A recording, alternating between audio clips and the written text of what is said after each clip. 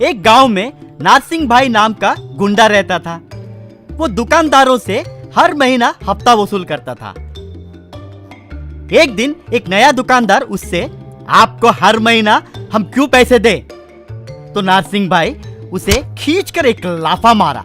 तुम जो दे रहे हो वो हफ्ता नहीं, वो सिक्योरिटी फीस है रे। मैं तुम्हारे दुकानों का रखवाला करने के वजह से ही तुम्हारे दुकानों में लूटपाट नहीं हो रहा है। जिस दिन तुम लोग पैसा देना बंद कर दोगे, समझो उस दिन से तुम्हारा दुकान खाली। वो सब डर गए। वैसे ही नारसिंह भाई अमीरों से पैसे लूटकर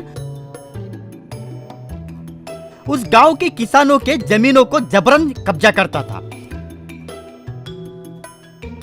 एक दिन रामराज नाम का किसान उसके घर पे उदास होके लौटा। उसको देखकर उसका बेटा टिंकू, क्या हुआ पापा, वैसे क्यों हो? सब कुछ खत्म हो गया रे। वो नारसिंह हमारे जमीन पे कब्जा कर दिया। इतने दिनों से हम उसी जमीन पे निर्भर होके जी रहे। अब हमें खाने के लिए भी वांदे पड़ेंगे। किसी भी मंदिर के सामने बैठ के भीख मांगना ही अभी हमारा नसीब है। कौन है ये नरसिंह भाई? उसके बारे में पता लगाना होगा। सोचा। एक दिन नारसिंह भाई एक आदमी के पास कुंडली दिखा रहा था। वो नारसिंह को ऐरी गैरी बातें बता के उससे पैसे लूट लिया। टिंकू वो सब देखा।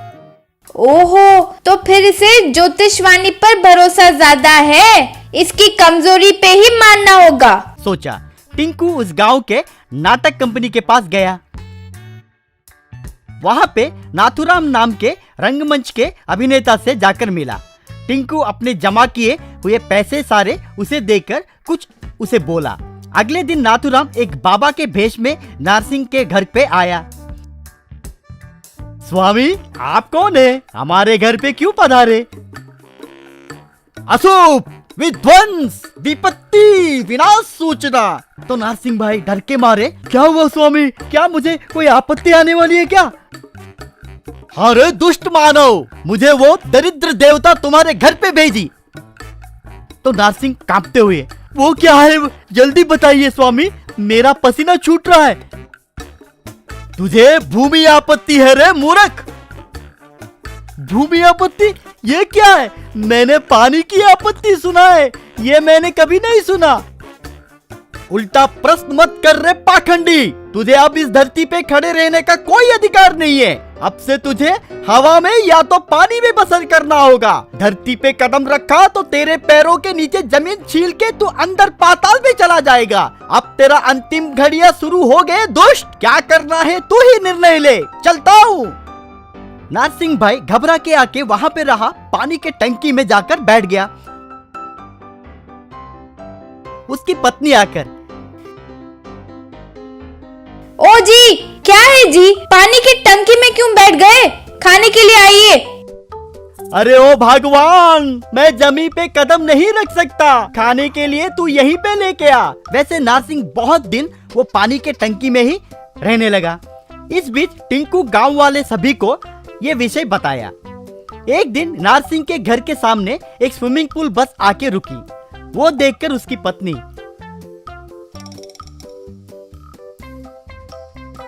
ओ जी, क्या है जी? उस बस के ऊपर स्विमिंग पूल है। और कितने दिन यहाँ इस टंकी में पड़ा रहूंगा? बाहर मेरा पूरा धंधा चौपट हो गया है। हफ्ता वसूल करना, जमीन का कब्जा करना सब बंद पड़ गए। इसलिए स्विमिंग पूल बस का मैंने ही बंदोबस्त किया है। वैसे नारसिंह उस बस के ऊपर रहा स्विमिंग पूल में बैठकर दुकान रहे गलियों में गया। वो बस को एक जगह पे रुका के, ओए सब जाके महीने का सिक्योरिटी फीस वसूल करो रे।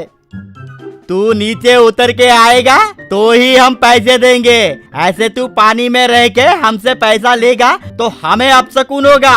तब सभी, हाँ, नीचे उतर के आओगे तो ही देंगे। नारसिंह लाचार होकर वहाँ से निकल गया। वो बस वैसे खेतों के पास गई।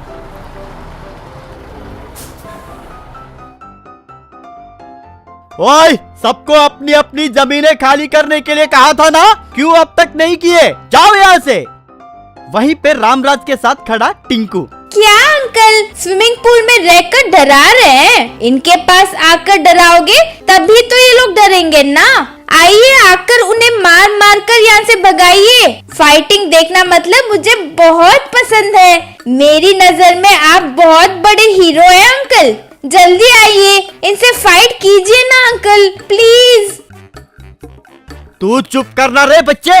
तेरे एंटरटेनमेंट के लिए मैं अगर नीचे उतरा तो मैं हमेशा के लिए मिट्टी में मिल जाऊंगा। अरे जल्दी यहाँ से बस को निकालो रे। बस वहाँ से चला गया। सभी टिंकू का अभिनंदन किए। वैसे नारसिंह अपनी बाकी जिंदगी पानी में ही बिताया। एक गांव में हरिदास नाम का एक बूढ़ा किसान हुआ करता था। उसके हुए 2 एकड़ में बहुत मेहनत से वो खेती करता था।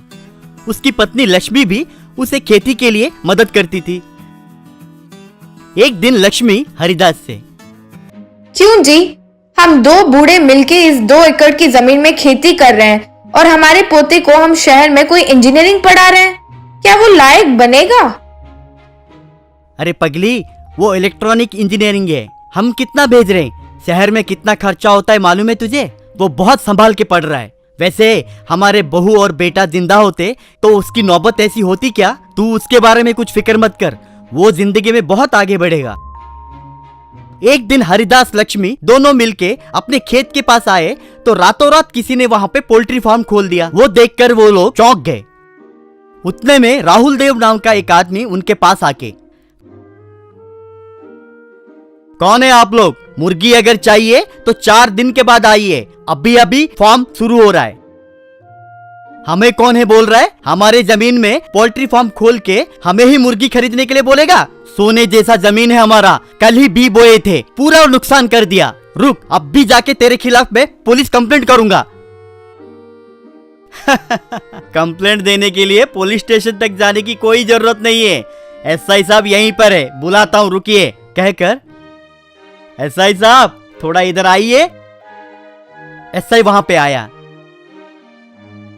एसआई साहब, देखा ये अन्याय? मेरे जमीन में रातों रात शर्ट डाल के इसने कब्जा कर दिया है। तुरंत इन्हें बाहर निकाल के अरेस्ट करवा दीजिए। एसआई को क्या बोलना है समझ ना आके वो हड़बड़ा रहा था।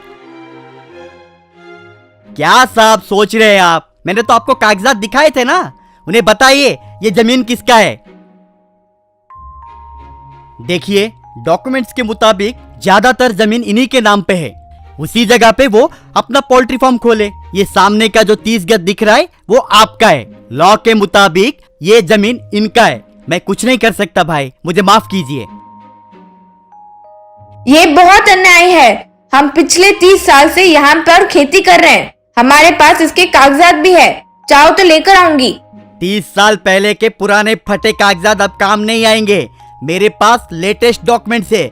मैं अगर कोर्ट में लेकर जाऊंगा तो 20 साल के बाद फैसला मेरे तरफ ही आएगा। तब तक आप दोनों मर भी चुके होंगे। बेकार में झगड़ा मत कीजिए, नहीं तो अरेस्ट करवा दूंगा।